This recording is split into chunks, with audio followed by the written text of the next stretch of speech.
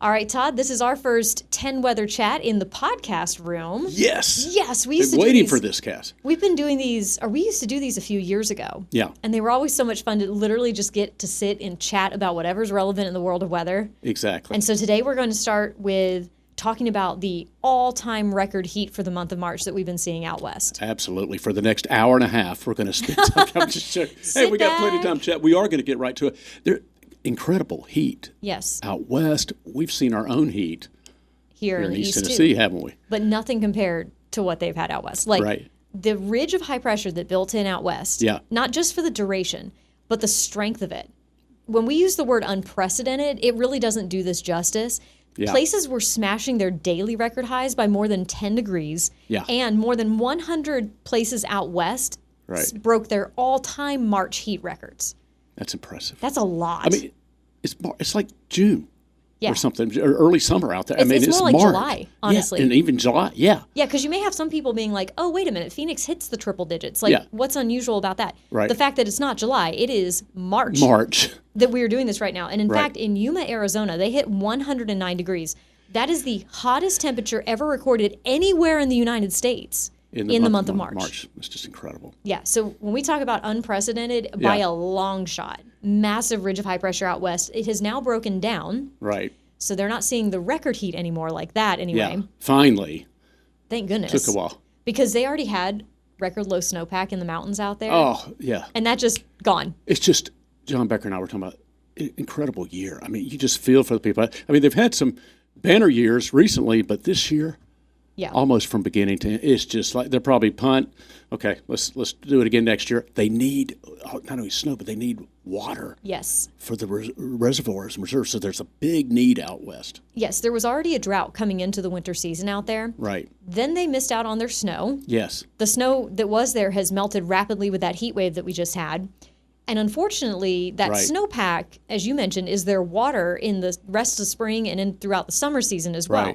Right. So it's going to create big water supply concerns, not just for agriculture, but also Yeah. for people. Right. And then you've got the drought conditions, and now you don't have the water supply for that either. And so the fire season is a big concern out west as well. It's just a hopefully we see a pattern change that will help Keep our fingers crossed that happens. keep things going, and from west to east across the U.S. So if we say it's a dry heat, Oh my goodness. yeah, but it's March, and they Yeah. just endure some incredible record heat out west. Yeah. Yes, so that was a big weather story Yeah. over the last 2 weeks, really. Right. Was talking about that. But we've actually had our own warmth here, not record-shattering, Right. but just consistently warm It's been warm. for Yeah. the entire month of March. In fact, Yeah. as of today, Thursday, Right. while we're recording this, we are having the third warmest March on record to date, Yes. and we might pop up to second place, depending Yeah. on how things go You're through right, the end right. of the month. Got a few more days to see, and it's a little bit more warmth after a brief cool down. But yeah, we could do it. So when you look at the calendar for the month of March, we keep track of the high temperatures for the day. The ones that are in red are above Right. average. The ones that are in blue are below average. And we've only had 2 below average high temperatures for the date. Yeah.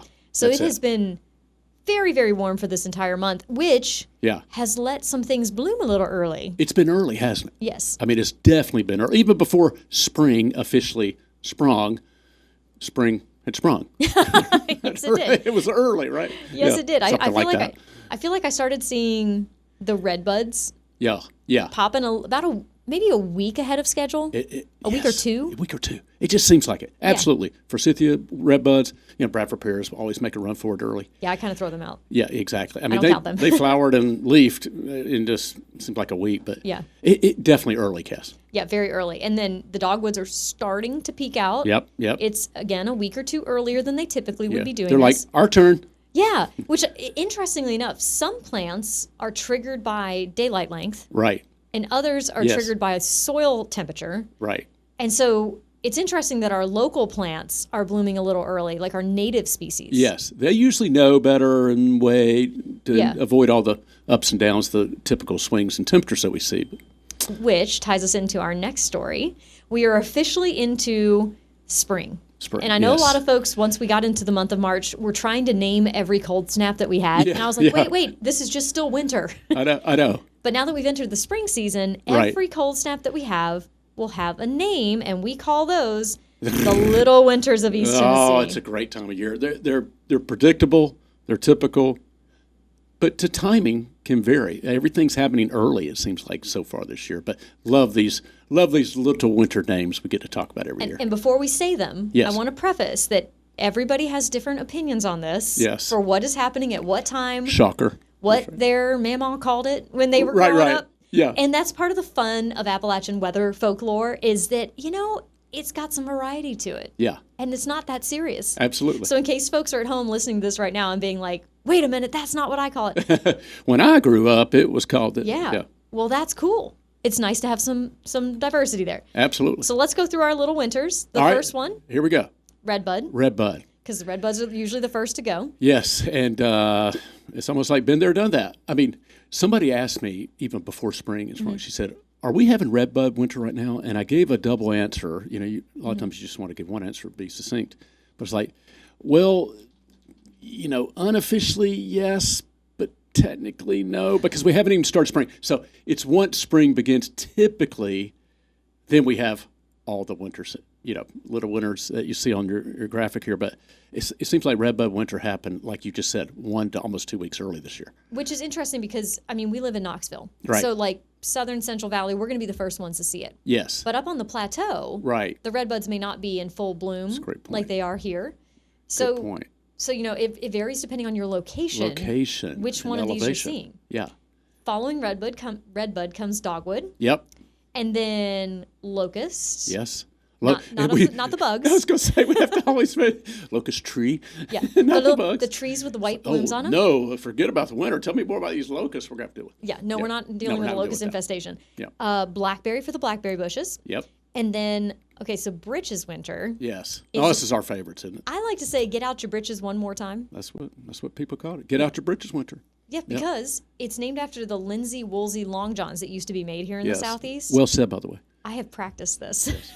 And so that's where the name britches comes from, is in put on your pants one more time. Yes. You should always wear your pants, but get out your long pants one more time. Because in the coming out of winter and spring, it's still chilly, so they had them on doing their early, planting or harvesting, whatever. And then they put them up because it got warm. And then the cold snap happened. So there you go. It's, wait a minute, this is pretty chilly for April, May, whenever, and there are certain dates for it.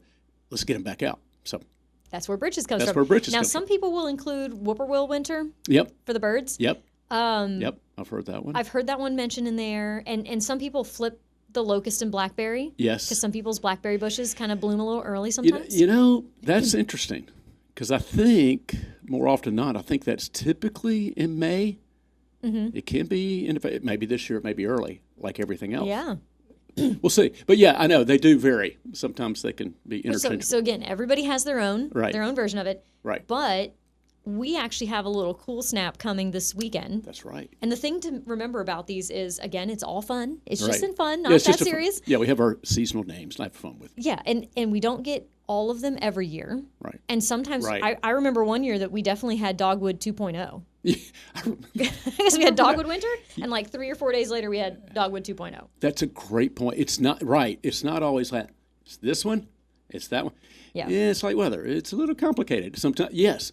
1A and 1B or 1.0 and 2.0. Exactly. Because they happen fairly close together. Mm-hmm. The dogwoods were still blooming.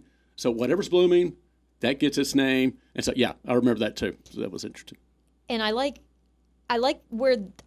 Appalachian folklore and weather lore because it comes from a time when folks just had to look at what was happening around them. Absolutely. Before computers, before really well-written records even. Right. Where folks were like, okay, well, usually when the dogwoods come out, it's already warm. Yeah. But we're not done yet. We're not done yet. So we're going to name that dogwood winter. Yeah. And so that's where these names kind of came from. Yeah. So this weekend, I love it. I mean, they couldn't, there was no turn on the TV or let me see what the 7-day outlook calls for. Yeah, right. 10-day They were like, my blackberry bushes are, get out your britches. Blackberry bushes are blooming. Isn't that fascinating? Yeah. Though I really admire people who've lived in the past and did not have the technology and had relied on these sayings that were handed down from one generation to the next over time. And a lot of them are tried and true. Not convinced about the woolly bear caterpillar or Groundhog Day. But other than that, I think you don't like the animals. I'm sensing a trend here, Todd, with your opinion. I'm good with the Willow bear's okay. Groundhog, not the groundhog. Not okay. Yeah. Sketchy with that shadow. Side note. It's fine. Exactly. Yeah. Okay, so this weekend. Yeah, this weekend. So this weekend, the forecast is impactful in a very subtle way. Yeah. When you just look at it, you're like, okay, cooler temperatures Yeah. and then warmer temperatures and sunshine. What's the important part here? Yeah, it's going to be a little chilly Sunday morning, da-da-da-da. Yes. Now, Saturday is going to be extremely dry. Yeah. Very low humidity and Some breezy. gusty winds, yeah. And we already have drought, and we already have a high fire danger. Yeah. So Saturday is high fire danger day. Right. Sunday also is going to have a high fire danger, just not as breezy. Right. But because the winds are going to die down, and you Right. still have that very dry air, Right. it's going to get cold Yeah. on Saturday night into Sunday morning.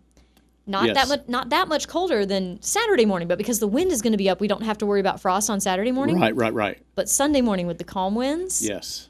those plants that have come out already, folks need to protect any sensitive plants because we might have a decent frost. We could have a decent frost. Exactly. Temperatures cool to the dew point, winds relax, high pressure overhead, nice, beautiful, clear, calm conditions.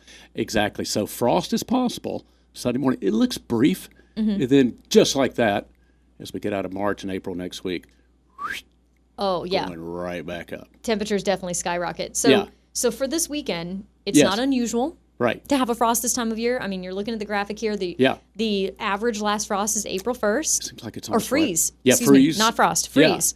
It's like April right on 1st. cue coming up here a little Yeah, bit. and we may not even get down to freezing. Right. So that's not to say that we might not still have our last freeze. Right. And this is for Knoxville, This is for Knoxville not specifically. Crossville or other areas that could be a little bit colder. Right. Yeah, so Sunday morning, Yeah. getting down into the low to mid 30s area wide. We do expect a widespread frost that morning. Right. Protect your sensitive plants.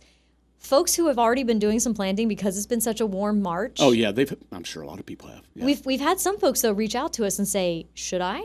Yeah. And we're like, "It's safe. You want to wait till after tax day." It's tried and true. Neil Denton used to always say that. And you've heard it multiple people, farmers, agriculture interests, they just always say, if you want to be safe. Now, you can plant them. You just got to work for it. You just got to work for it. You'll have to do the work to cover them and protect them. So that's kind of the key, right? If you want to plant and not have to worry about covering, that is tried and true. Look at that last average frost date, April 14th. Mm-hmm. The next day is typically tax day. Yeah. It's there for a reason. I mean, Now, it can be later. Because, I mean, you can see the latest right there on May 20th.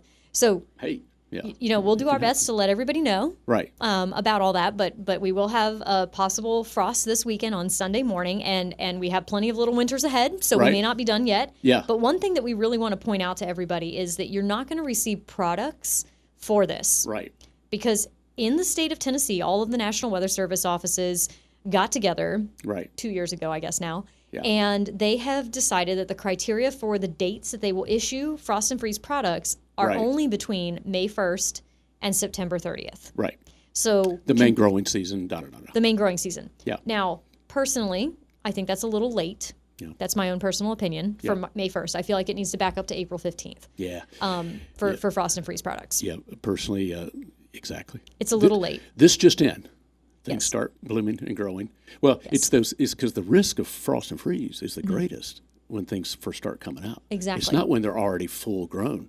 Yes, although it's that March and April time. But the reasoning for this was because if they did end up with a frost or a freeze in May, that would be a highly unusual event. Oh yeah. For that to happen. Yeah, you saw our records. Yeah. Highly unusual. Yeah, so that's what they try to do is to target just only the most unusual or most damaging time frame. Right. So they went from March 1st to September 30th. But what that means is that when you look at a map of the alerts around the southeast, North Georgia's going to have it. It's going to be all around. Southeast Kentucky's going to have it. It's going to be all North Carolina's going to have it. Yeah. But East Tennessee will not. Yeah, exactly. But that doesn't mean that we won't have frost passing the state line. Exactly. They're not dropping the ball. Didn't forget. Oh, wait a minute. It's exactly what you just said. Yep. It's kind of a technicality. And again, what we'll try to do as meteorologists is we want to convey the impacts because we know people plant and are growing. Yes. And definitely need to cover up those plants and flowers, especially early on. It's the same way we're talking about the fire concerns and we don't have any fire products issued. Right. We don't have any frost or freeze alerts issued, but we have the possibility of that on Sunday morning. So folks just really need to listen to the forecast and not get in the weeds, the technical weeds, yeah. about whether there's a product or not. Yeah, yeah. You just got to understand the overall conditions that we're seeing and understand the possible impacts that can come from those, even if products are not officially issued. Great point. Like this weekend. Like this weekend. So I have a chance of frost, got a higher fire danger, so we just need to watch those things. Hopefully we'll see a pattern change with much needed rainfall coming our way sometime soon. Keeping our fingers crossed we get some decent showers on Friday night. But of course we'll be keeping you up to date online, on TV, and of course here on streaming as well. Yeah. So make sure you tune in for the latest of the updates. And that's going to do it for today's 10 Weather Chat. I love these chats, Cass. Look forward to the next one.